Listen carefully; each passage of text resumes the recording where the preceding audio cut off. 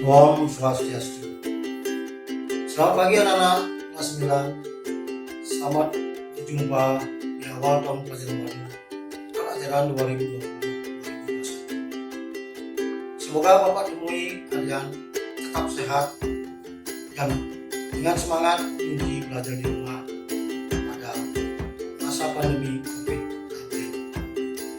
Anak-anak, pada tahun pelajaran baru ini Bapak sendiri yang akan mengampu pelajaran materi bahasa Indonesia untuk kelas 9 seluruhnya, dari kelas 9A sampai 9B. Nah, untuk perkenalan kiranya Bapak kecuali kelas 7 yang baru. Anak-anak, di era globalisasi saat ini tentu anak-anak tidak mau ketinggalan dengan informasi, karena informasi itu berguna bagi siapa.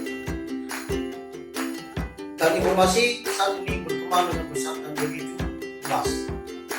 Lalu di mana kita dapatkan informasi? Informasi itu bisa kita dapatkan dari berbagai sumber. Salah satu di antaranya adalah lewat teks laporan. Nah, anak harus tahu apa itu laporan.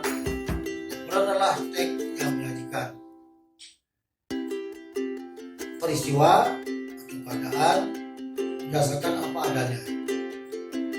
Nah, kemudian untuk apa kita mau pelajari teks laporan? Itu untuk bisa menginformasikan sesuatu dengan benar, dengan bahasa yang baik dan tepat.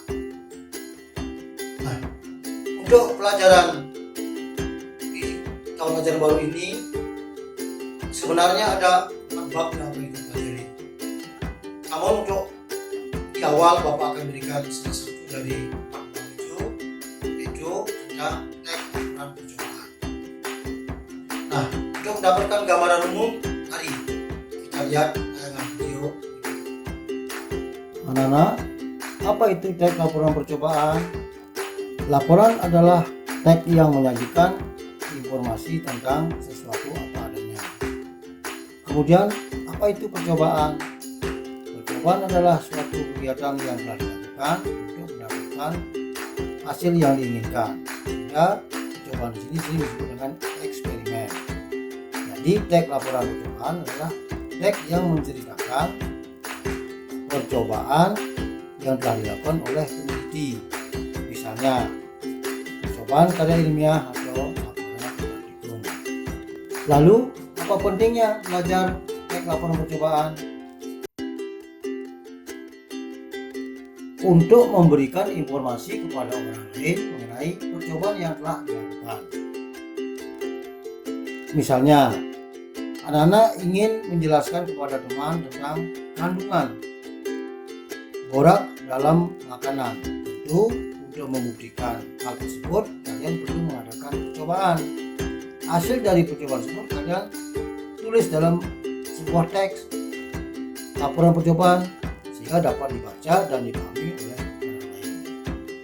Untuk memahami teks laporan percobaan selanjutnya, mari kita bahas mulai dari strukturnya. Nah, struktur teks laporan percobaan terdiri dari pernyataan umum. Pernyataan umum berisi penjelasan mengenai definisi umum terkait objek yang akan dilaporkan. Misalnya, borak merupakan garam natrium yang banyak digunakan dalam berbagai industri non-pangan seperti kertas, gelas, dan keramik. Borak merupakan bahan beracun, namun sering disalahgunakan dalam industri pangan. Misalnya ditambahkan pada kerupuk, bakso, dan lontong. Nah, yang kedua ada uraian. Nah, uraian di sini berisi penjelasan lebih detail mengenai objek yang dilaporkan dan disusun berdasarkan klasifikasi tertentu. Nah, bagian-bagian uraian ini antara lain ada alat dan bahan, langkah kerja, ada hasil, dan kesimpulan.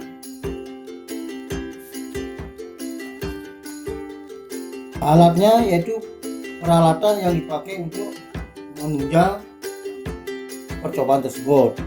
Lalu yang dimaksud dengan bahan yaitu benda-benda sesuai objek yang menjadi percobaan. Contohnya kalian dapat lihat pada tayangan video berikut.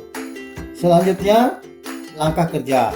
Nah, langkah kerja ini juga disebut dengan prosedur kerja, yaitu menyangkut prosedur yang dilakukan secara sistematis atau berurutan.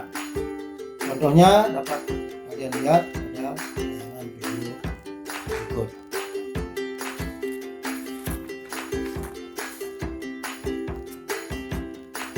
Selanjutnya adalah hasil percobaan.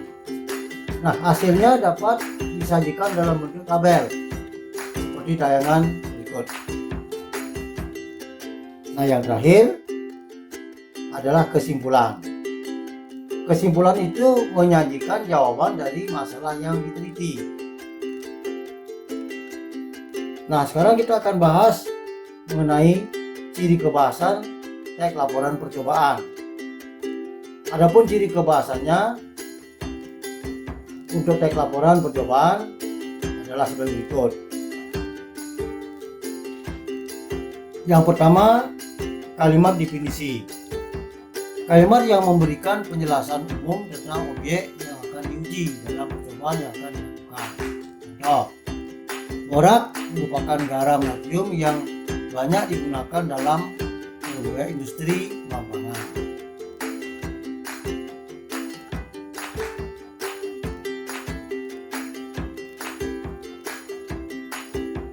Selanjutnya ada unsur kebahasan kalimat kompleks.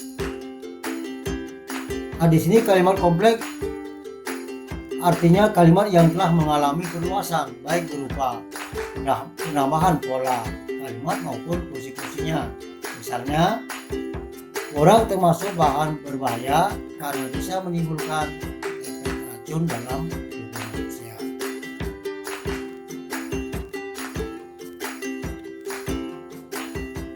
Unsur kebahasan berikutnya yang sering digunakan adalah kalimat perintah.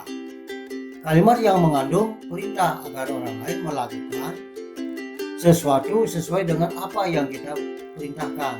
Misalnya, buatlah larutan borak dengan cara memasukkan sedikit borak ke dalam cawan. Kemudian larutkan dengan beberapa sendok air. Nah, di sini kata buatlah itu sama dengan perintah, artinya menyuruh orang lain untuk berbuat sesuatu.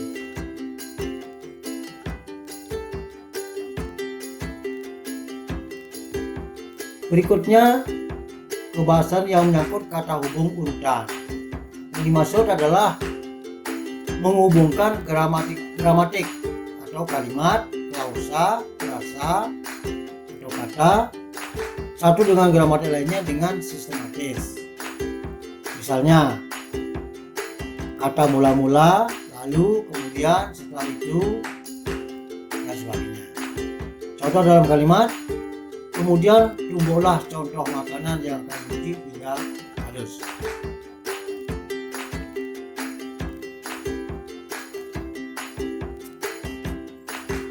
Berikutnya adalah pembahasan yang menyangkut kata istilah teknis. Nah, di sini yang dimaksud istilah teknis kata yang memiliki arti khusus dalam bidang tertentu. Contohnya ada kata aditif.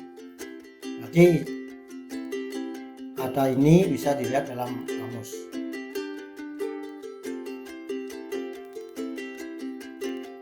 Berikutnya adalah menyangkut kata bilangan, yaitu kata yang menyatakan jumlah suatu benda atau hal. Contoh, 5. 5 itu kata bilangan. Dalam kalimat, jeruk nipis sebanyak 5 buah.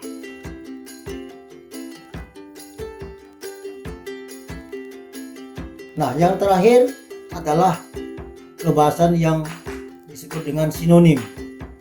Nah, apa sinonim itu? Bentuk bahasa bisa berupa kata, frasa atau kalimat yang maknanya mirip atau sama. Misalnya, campur bersinonim dengan gabung. Nah, anak-anak, demikian materi untuk teks percobaan yang telah kita pelajari, dan anak-anak bisa lihat beberapa contoh lainnya yang ada pada buku paket yang telah kalian miliki. Silakan dibaca dan dipahami. Jika ada hal-hal yang masih ragu, kalian bisa menghubungi Bapak via grup WA. Nah, sebagai akhir kata, Bapak akan tutup dengan Parama Santi. Om Santi, Santi, Santi Om. Terima kasih.